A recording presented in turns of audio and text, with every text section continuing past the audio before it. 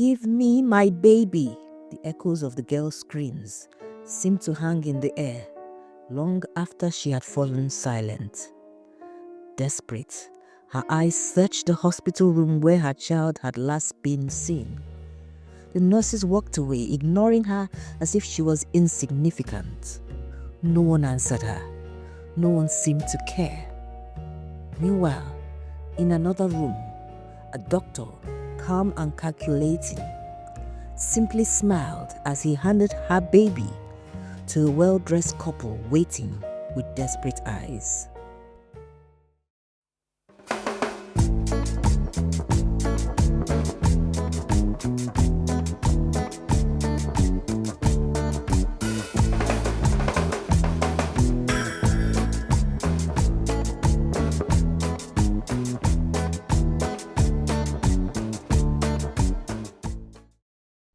Lagos is a city that never sleeps, alive with noise, energy, and secrets hidden in plain sight. In the bustling streets of Surulere, with its crowded markets and narrow alleys, a scandal was brewing that would shake the lives of two women forever. One who had everything taken from her, and one who believed that she had been given a miracle. Dr. Fabian was a charming man with a reassuring manner that gave him the air of a true professional. But behind his disarming smile and gentle voice was a heart as cold as stone.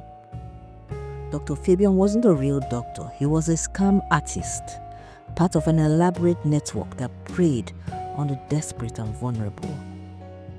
One of his most frequent visitors was Mrs. Ada Obi, a wealthy woman in her mid-30s with flawless skin and an elegance that turned heads.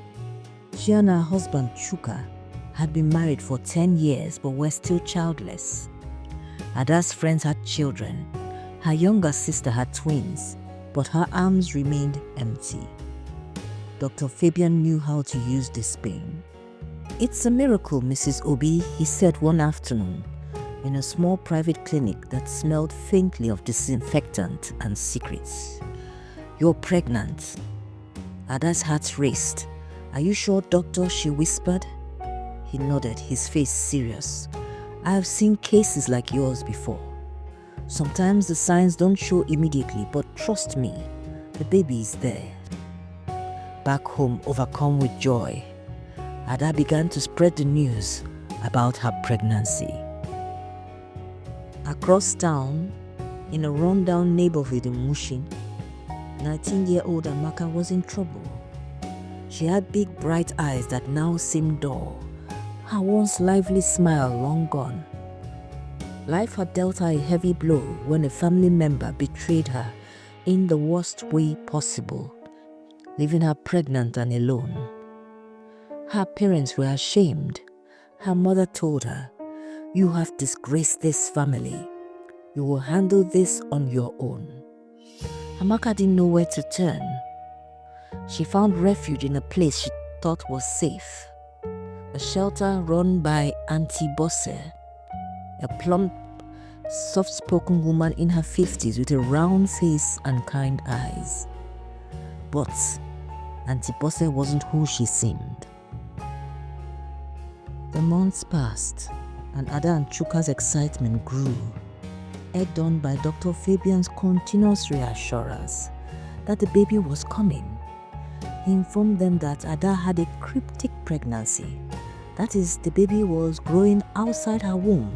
That's why she wasn't showing.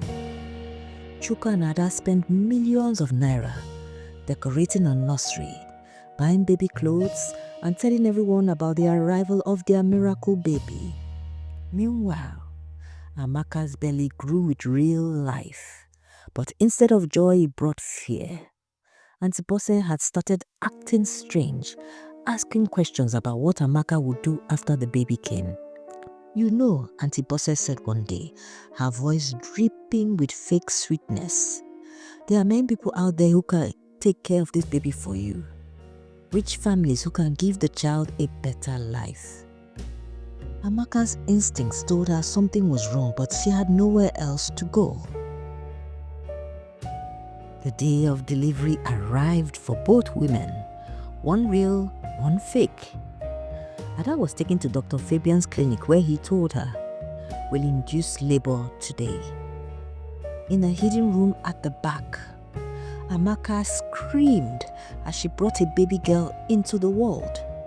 The midwife, part of Dr. Fabian's network, quickly wrapped the baby in a blanket and disappeared before Amaka could even hold her.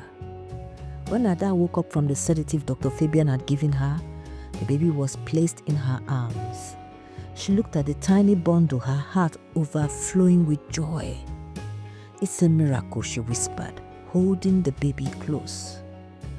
Ada and Chuka rejoiced in the birth of their child, believing in the dream they had been sold. Meanwhile, the unscrupulous doctor grinned as he counted his ill-gotten gains.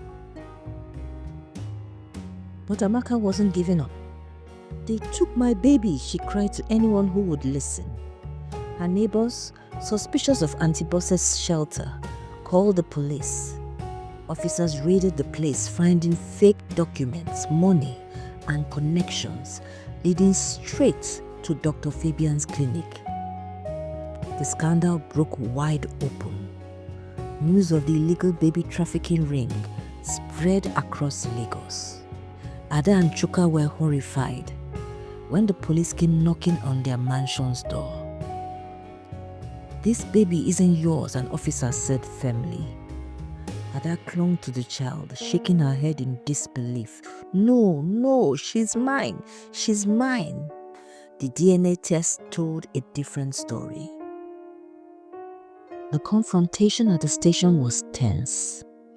Ada, dressed in her finery, faced Amaka, who stood trembling in her worn clothing. "That's my baby," Amaka whispered, her voice breaking. Ada's eyes filled with tears. She looked down at the child in her arms and then back at Amaka. Deep inside, she knew the truth. "It's not fair," Ada sobbed. "Do you know what it's like to be barren? Do you know what I've been through? And do you know what they did to me?" Amaka shot back, her voice rising. "They lied to you just like they hurt me. But this is my child. I carried her. I gave birth to her." Chuka stepped forward, placing a hand on Ada's shoulder. "Ada, we have to do the right thing." Ada's grip on the baby loosened. She handed her back to Amaka, sobbing uncontrollably. The police arrested Dr. Fabian, Auntie Bosse, and everyone else involved in the trafficking ring. The case became one of the biggest in Lagos, a stark reminder of how desperation and greed could ruin lives. Amaka reunited with her baby and began a new life with support from organizations that heard her story. Ada and Chuka, though heartbroken, began exploring legal ways to adopt, knowing now that true joy could never come from lies. This story teaches us that desperation can lead people down dark paths, but the truth always comes out. No matter how hard life gets, doing the right thing is the only way to find true peace and happiness.